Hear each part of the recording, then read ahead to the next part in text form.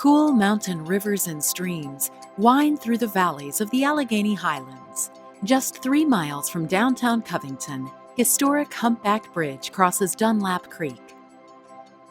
Built in 1857 and lovingly restored in 1953, the bridge is now part of the beautiful 5-acre wayside park along the famed Midland Trail. Visitors come from all across the country to admire the beauty and workmanship, taking a moment to capture the perfect photo of the only remaining covered humpback-style bridge in the United States. Humpback Bridge is a special place for those who call the region home. It not only connects 2 riverbanks, it links our past to our future. Today, one of the many reasons visitors come to the Alleghany Highlands is to enjoy outstanding recreation on the waters of the Alleghany Highlands Blueway. Fishermen pull trophy fish from the Jackson and Cowpasture rivers and their tributaries. And the rivers and lakes offer a refreshing way to explore the Alleghany Highlands, whether it's in a canoe, kayak, or inner tube. Sunny skies and a carefree float with friends. Just another day in the Alleghany Highlands. Splashing in the water or playing on a sandy beach brings out the kid in everyone. Maybe that's why people of all ages love Lake Moomaw and Douthit State Park. These vast outdoor playgrounds are the perfect place to renew your spirit, ignite your imagination, or simply unwind amid some of Virginia's most spectacular scenery. There's no room service out here, but the accommodations are cozy and the view can't be beat. See why this iconic bridge is one of the most cherished landmarks in Virginia. Enjoy history over the water and good, clean fun on it.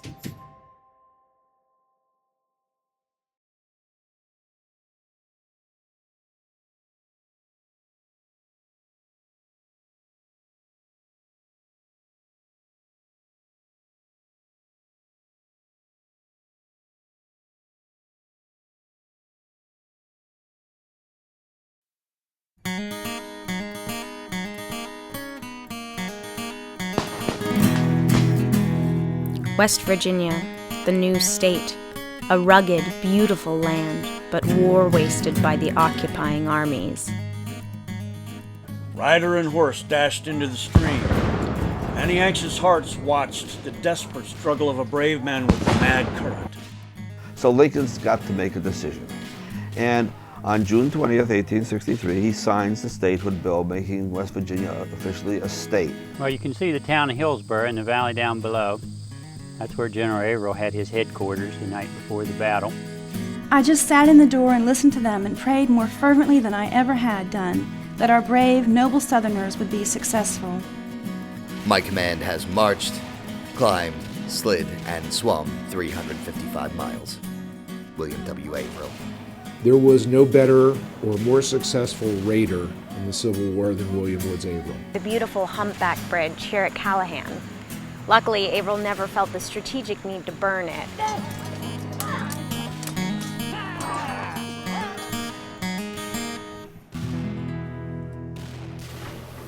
My goodness, it's the Yankees.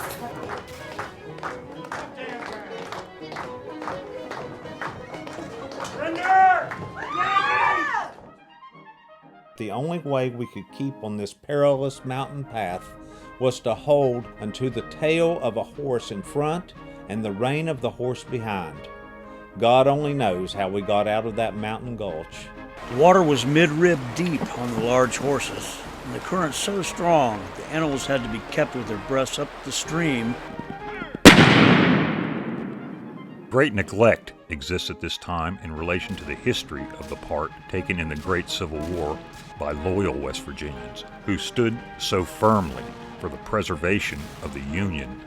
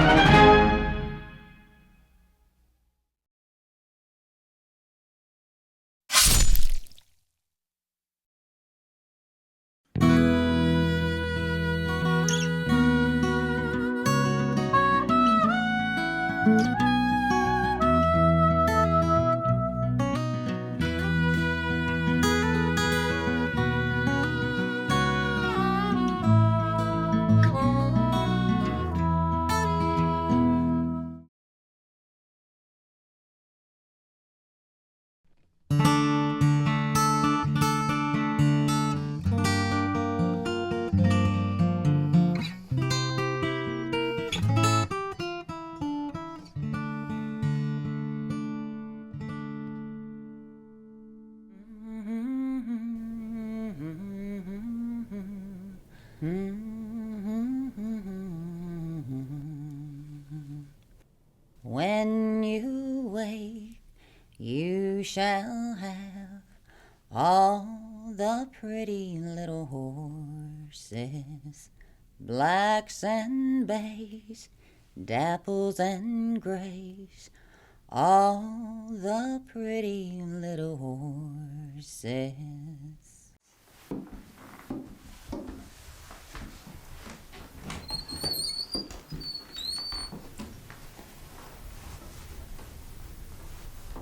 I love these hills and mountains, this winding river, this place where my ancestors settled and made a life.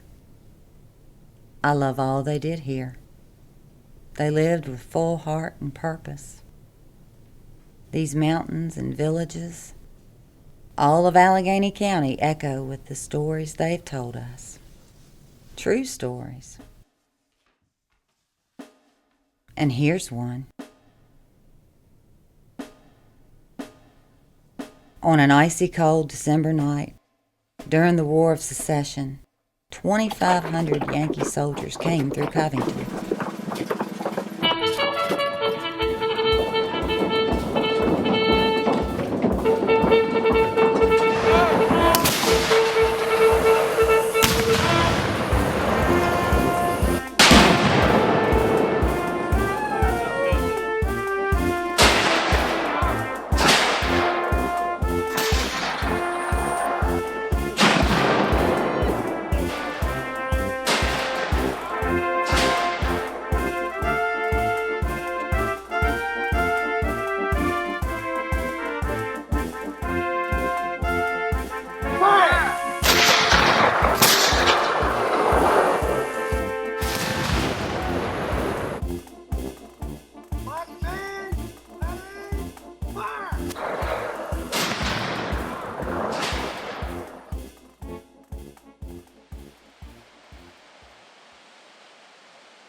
Between 1850 and 1866, the population of Alleghany County nearly doubled, chiefly as a result of the coming of the railroad as far as the Jackson River and the consequent enlargement of the iron mining industry.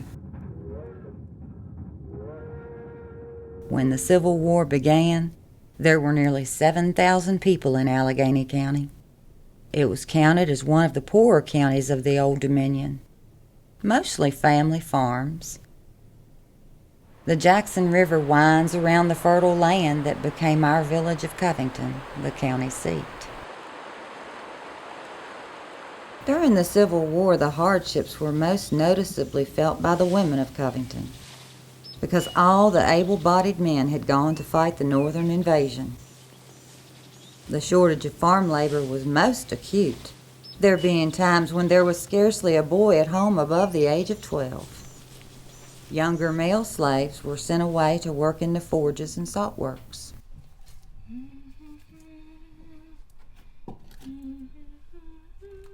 The town doctor of Covington, Dr. George Hammond, organized a regiment for the Confederacy.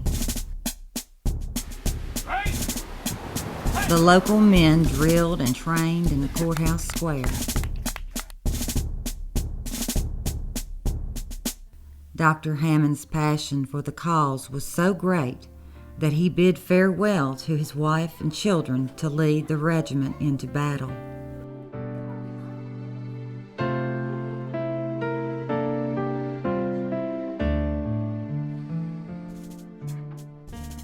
Not a man between the ages of 16 and 60 remained in Covington. They had all gone to join the fighting.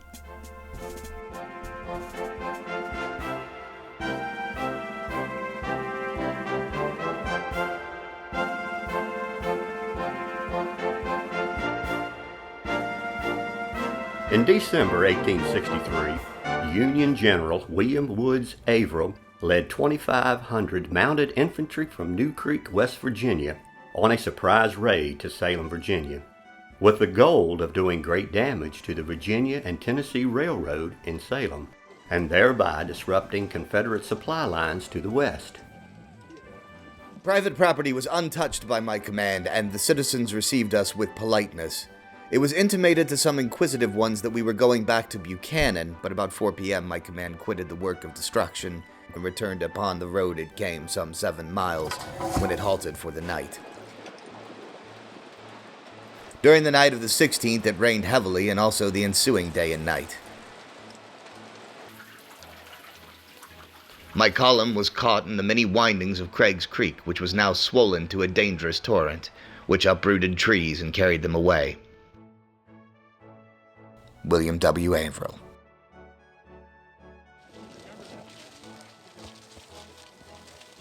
In their return from Salem, Averell and his men were in grave danger. The temperature dropped below zero. 11,000 Confederates were closing in from all directions, with General Jubal Early in command.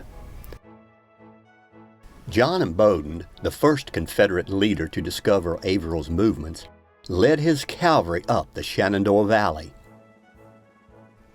Samuel Jones was in pursuit from Narrows. General Fitzhugh Lee, nephew of Robert E. Lee, moved his cavalry from Charlottesville and was following Imboden towards Covington. General John Eccles guarded the top of Sweet Springs Mountain, over which Averell had passed on his way to Salem.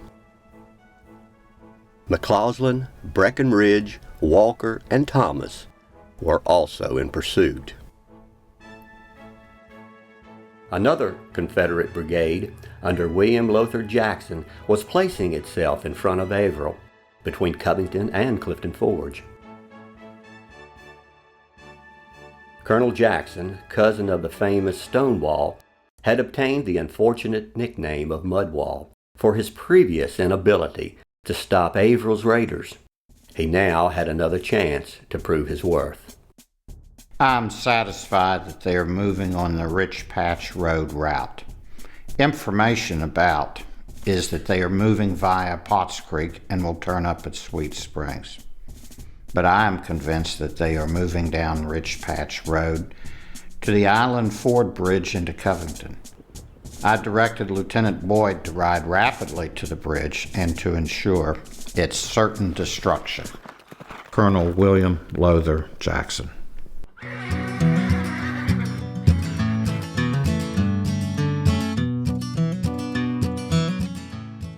Averell's 2,500 frozen horsemen, with ammunition wet and themselves in miserable condition, must avoid a fight.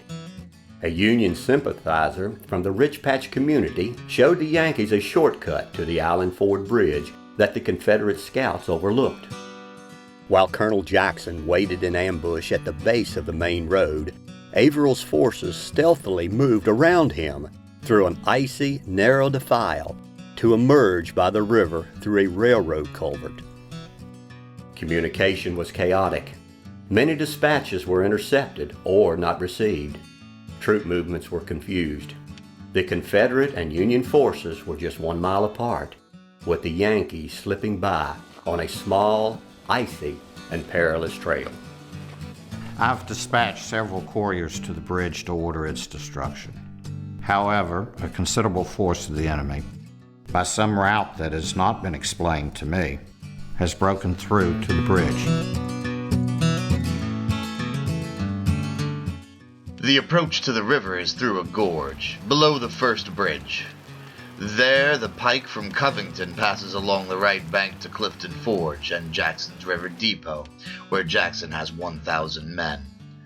The dispatch from Jones and Early that we captured confirmed their position and gave me the information General Early's division has been added to the forces opposed to our return. I sent a company upon the road to Clifton Forge with orders to dismount and spread out along the road and hold the road until the column passes. After 2 days and nights of marching and skirmishing with the enemy, about 12 o'clock at night, we reached the mouth of the gap leading through the mountain to Jackson River. General Averell had during the day captured a Confederate courier with dispatches, from which he learned the movement of the enemy. and in consequence of imminent danger to his command, was compelled to move rapidly to Jackson River to prevent the enemy from burning the bridge at that point, leaving the train of wagons and ambulances from 10 to 12 miles in the rear. Averell, with the main column, passed out of the gap, charged the enemy that were guarding the bridge, and routed them.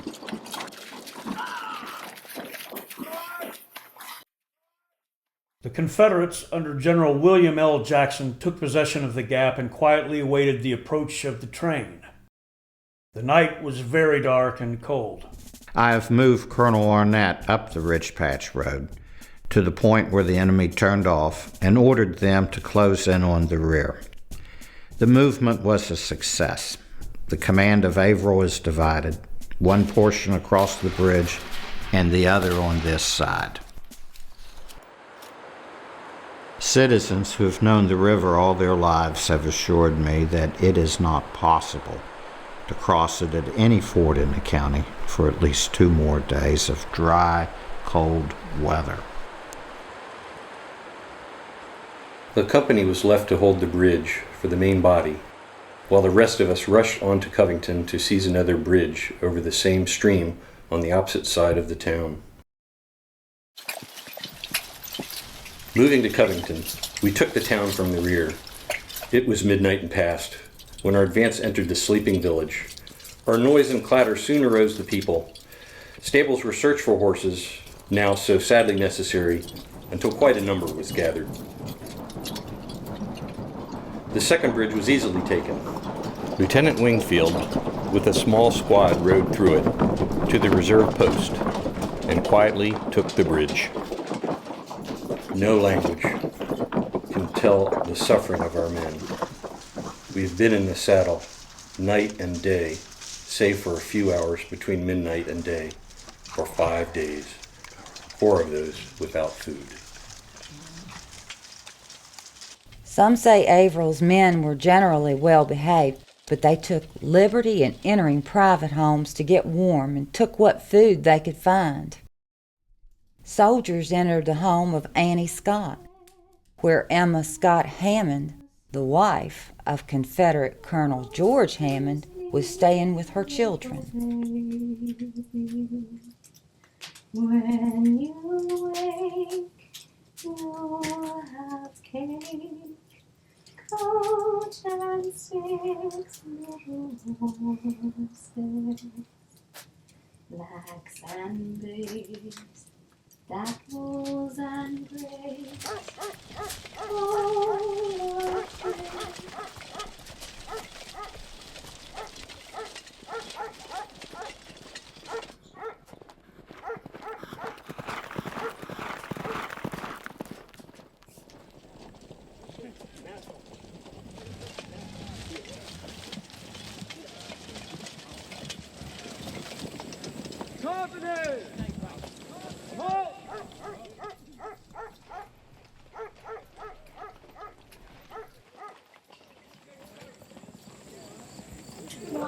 What's that noise? I'm afraid it's the Yankees. Emma, what time is it? Must be after midnight. It's the Yankees, all right. They're wearing overcoats. Oh.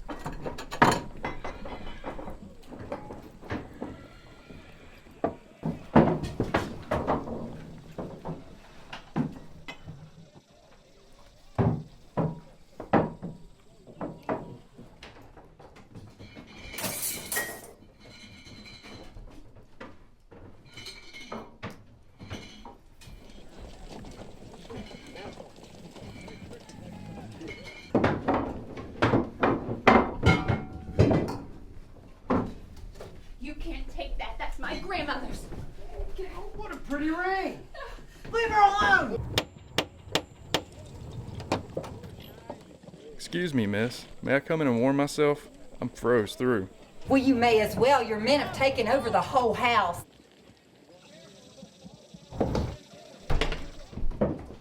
You men, get out! Sergeant, take command of these men!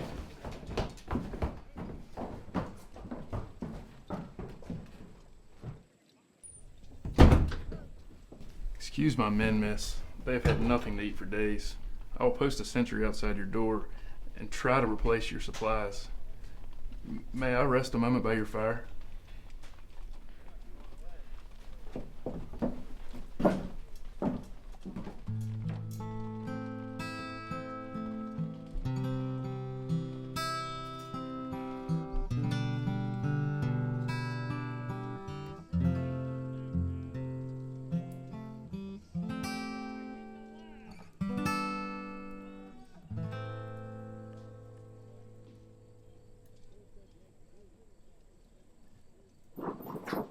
At Jackson's River, my column, nearly 4 miles long, was hastened across the first bridge.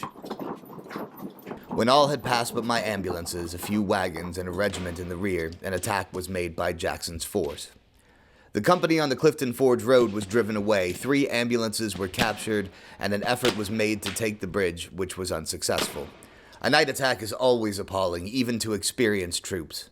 Unavailing efforts were made to open communication with the regiment cut off until morning, when it appeared that the enemy was determined to maintain his position upon the high cliffs which overlooked the bridge.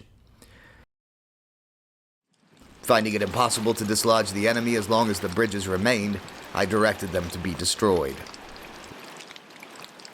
The enemy at once left the cliffs and endeavored to reach the flank and rear of the regiment which remained on that side. Sergeant, have the men take those supplies into the kitchen of this house here. Yes, sir, Lieutenant. Right away.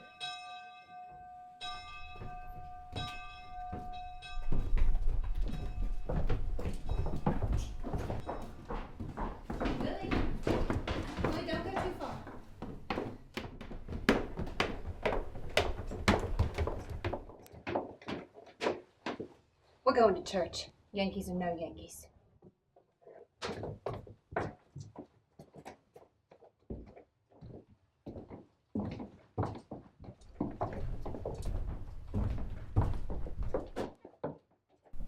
Thank you, Lieutenant.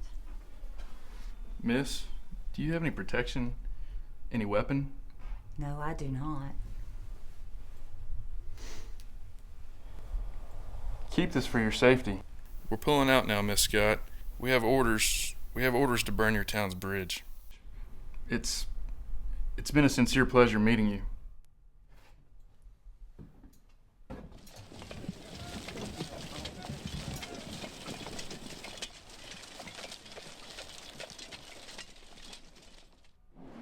Averell's command left town by way of the Burke Toll Bridge and headed toward Callahan's. After all crossed, the Yankees set fire to that, the second bridge. The toll house attached to the bridge caught fire. With the windy conditions, it was feared that the entire town might catch fire. The women of the town, dressed in their Sunday go-to-meeting clothes, formed a bucket brigade from the river.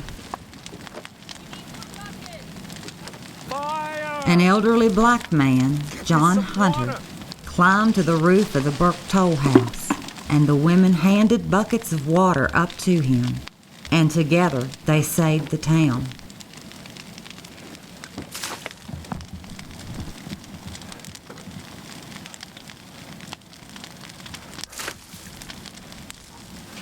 Another!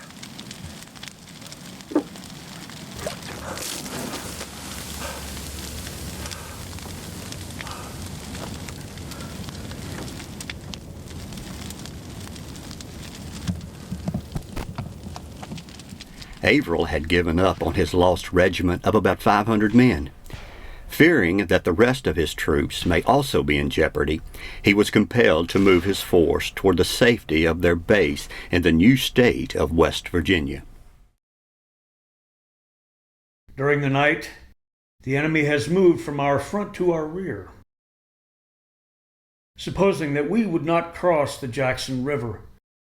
The bridge being long, the river swollen and full of floating ice and drift. Colonel Blakely brought up the rear with his regiment, skirmishing all the way. The order was given to park the wagons and burn them, which was done at once. Our men then retreated up a narrow path along the river to the ford 2 miles above. Arriving there, we at once plunged into the swollen stream and swam our horses over. The water was bitterly cold, ice cakes floating in it, heavy and close. All made it across, save for 4 men and horses, swept away in the icy torrent and drowned. Look, Mother, more Yankees. Oh, their own people burnt Brooks Bridge and now they can't get across themselves. Look, they're swimming their horses across the river.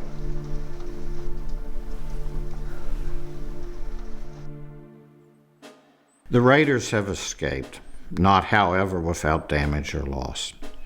The destruction of their wagon train, the capture during my night attack of 150 prisoners, 6 ambulances complete with horses. Quite a number of the captured horses have proven to belong to citizens from whom they had been taken by the enemy, and these I have restored.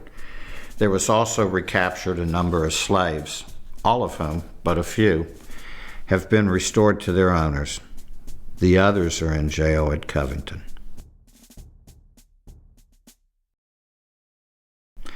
The enemy is most certainly en route to Callahan's and will pass out by Greenbrier County. If he does so, we cannot touch him. Colonel William Lowther Jackson.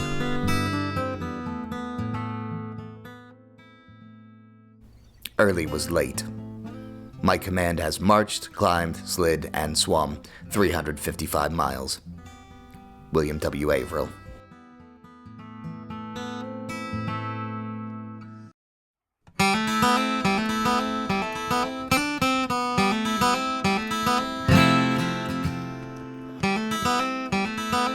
Rumors of a major battle to be fought in southwestern Virginia circulated around the Alleghany Highlands. The sad truth of the Yankee victory arrived with a wounded and exhausted courier.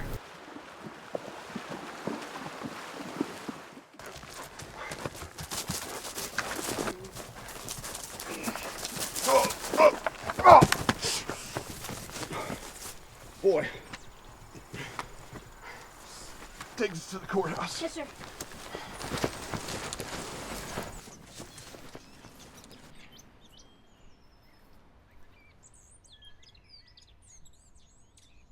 Oh my God in heaven.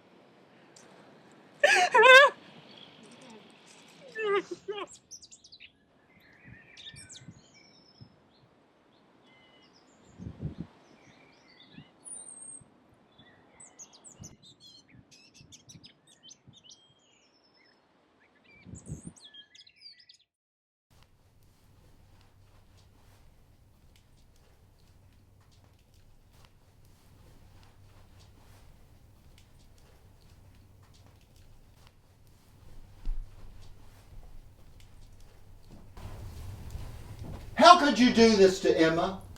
You know your lieutenant is with the 7th West Virginia Cavalry. The 7th West Virginia was at Cloyd's Mountain. That's where Dr. Hammond was killed. I forbid you to continue this correspondence. You'll receive no more letters from that lieutenant. I'll make sure of that.